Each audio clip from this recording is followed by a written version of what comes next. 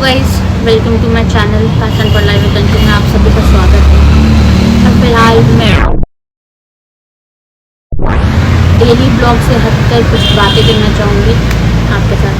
जैसा कि हम देख सकते हैं, फिलहाल हमारे भारत में अजीबोगरीब दुर्घटना हो रही है। जैसे कि पहला प्लेन क्रैश अहमदाबाद का, भगवान सबकी आत्मा को शांति दे। बहुत ही दुखद घटना थी, ट्रेजेडी थी। क्या ही बोल सकते हैं, जो होना है वो होना है। बट जिनकी फैमिली पे ये बीत रहा होगा उन्हीं को ये दुख और दर्द का सही मायने में जो होता है ना, पता होगा फीलिंग क्या होता है।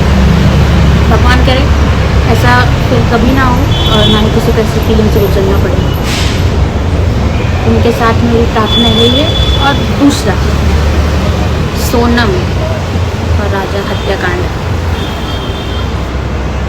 पर्सनली मैं इस पे अपना पॉइंट ऑफ व्यू रखना चाहूँगी। तो इस मुद्दे पे पर्सनली अगर मुझसे पूछा जाए तो इसमें मुझे नहीं लगता कि सिर्फ सोनम की गलती है, सबकी गलती है। भले आज सोनम के फैमिली वालों को रिग्रेट हो रहा है कि दूसरे का बेटा चला गया, बट ऐसा तो नहीं हो सकता कि वो अपने माँ बाप को बताई नहीं होगी कि मुझे फलना लड़का से या कुछ भी, या मुझे इससे शादी नहीं करनी, या कभी ना कभी तो ये बात उठा होगा जिसके कारण ये बोल नहीं पाई। सोलली उसका भी गलती नहीं है। और ये हमारे इंडियन समाज में है। आप देखेंगे ना, हर सेकंड कोई ना कोई फीमेल का डेथ हो रहा है, छोटी सी बड़ी से बड़ी तक, लड़कियां औरतें सबका हो रहा है। रेप हो रहा है, डेथ हो रहा है, मर्डर हो रहा है, हाउसवाइफ हो, वर्किंग वुमेन हो, बच्चा हो, कोई भी हो। बट ये मुद्दा लाइट में है क्योंकि और एक औरत ने एक आदमी का जान ले लिया बिकॉज वो किसी और आदमी को चाहती थी। ये जो फैमिली ट्रॉमा है ना, ये फैमिली ट्रॉमा के कारण आता है लड़कियों में। मैं मानती हूँ उसने गलत कदम उठाया, उसने किसी और का भाई बेटा सब छीन लिया उनसे मार के। आई अंडरस्टैंड दैट, बट कहीं ना कहीं इसमें सोनम की फैमिली का भी गलती है। वो भले ही अच्छी लड़की हो, संस्कारी हो, या जो भी हो, या कुछ भी जो होता है ना, फैमिली में जो स्पेस दिया जाता है लड़कियों को अपना बात रखने का, अपना दिल का, वो कमाने भी लग जाए ना तो भी अगर वो अपने हिसाब से आदमी चूज़ करे, वो भी बहुत बड़ा बात होता है इंडियन समाज के लिए। अभी तक वो मेंटालिटी गया ही नहीं है। बड़ी हाई क्लास होंगे तो उनके लिए ठीक है, बट तो ना अभी तक औरतों, लेडीज़ या लड़कियों लोग को हमने तो सबसे पहले अपने घर में वो स्पेस देना चाहिए। वो बोलने का एक होता है ना, हिम्मत देना चाहिए अपने फैमिली में, अपने परिवार में लड़कियों को कि हाँ, हमको जो चीज़ अच्छा लगता है हम वो सामने बोल सके, हमको इससे शादी करना हम वो सामने बोल सके, सामने रख सके अपनी बात बिना किसी डर के। सबसे पहली बात। और फिर उसके बाद अगर अपने से शादी करना ठीक है भाई, करो, सपोर्ट नहीं करना है वो भी बता दो कि भाई तुम शादी कर लो, हम तुम्हारे साथ नहीं हैं। तो जो भी होगा रिस्क वो ना उठाएगी। उसके बाद भले उसे लात खा के समझ में आए कि ये लड़का मेरे लिए अच्छा नहीं था, बट आज के दिन ये उनके पेरेंट्स ने ये उनको दिया रहता तो शायद वो उस लड़के के साथ रह के शादी करके देखती कैसा रहता कैसा नहीं। इस चक्कर में तीसरा बंदा तो नहीं ना जाता। ये हमारे इंडियन समाज में ये होना बहुत ज़रूरी है।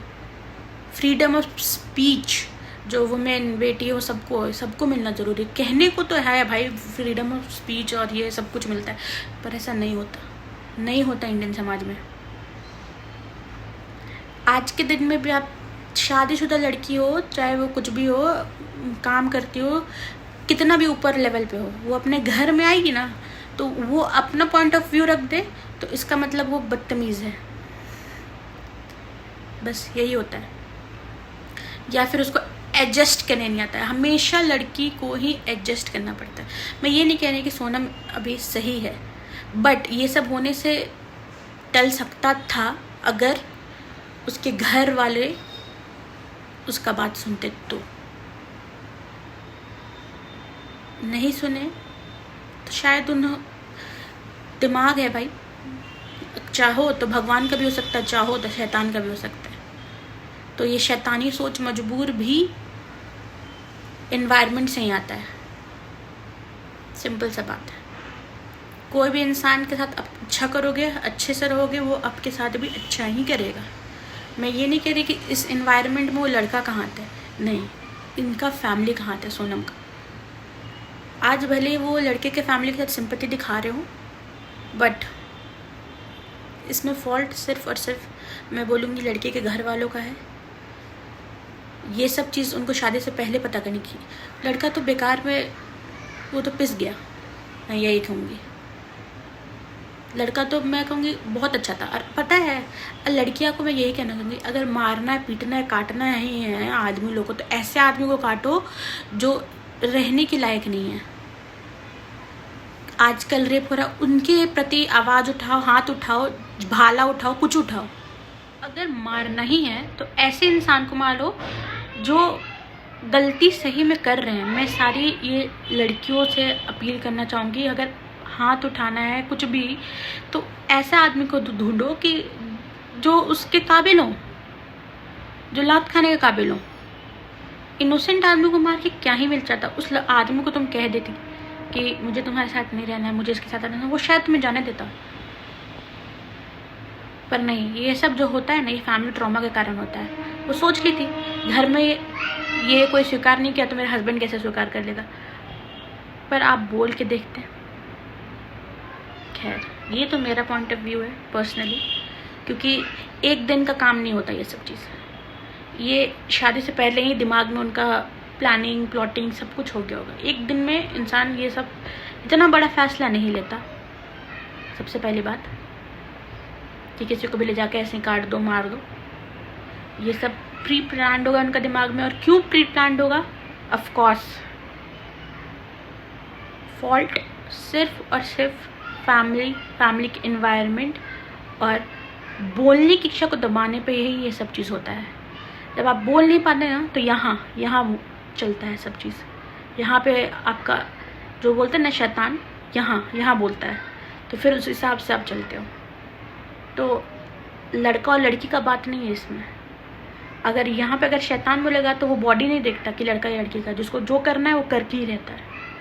तो मैं आने वाले जनरेशन के हिसाब के लिए बोलूँगी कि फ्रीडम ऑफ स्पीच लड़की को बहुत देना ज़रूरी है। बस मेरा पूरा ये वीडियो का मतलब यही था कि अपने घर की बेटी, लड़कियों, औरतों को बोलने का हिम्मत दो। भाई तुम लोग नहीं दोगे तो और कौन देगा? नहीं दोगे तो देखो आजकल ये सब क्या हो रहा है जनरेशन में। माँ बाप को चेंज होना ज़रूरी है, माँ बाप को एडजस्ट होना ज़रूरी है।